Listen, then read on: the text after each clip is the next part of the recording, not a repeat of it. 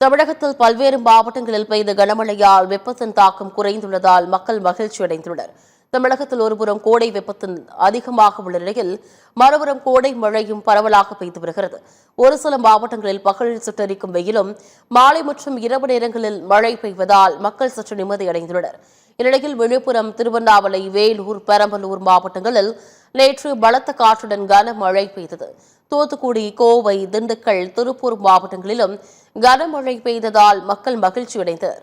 மதுரையில் கொட்டி தீர்த்த கனமழையால் முக்கிய சாலைகளில் மழைநீர் தேங்கியது. மதுரையில் பகலில் வெயில் சுட்டரித்த நிலையில் இரவில் பெய்த மழையால் இதமான சூழல் காணப்படுகிறது.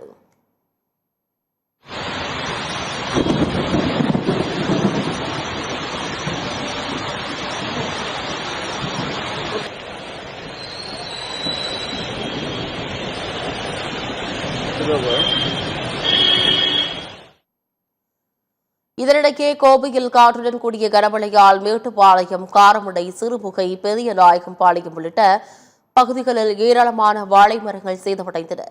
அரியலூரில் மின்னல் தாக்கி 8 ஆடுகள் உயிரிழந்த நிலையில் சிவகங்கையில் தென்னை மரங்கள் சாய்ந்து மாடு உயிரிழந்த நிலையில் வீடு முற்றிலும் சேதமடைந்தது.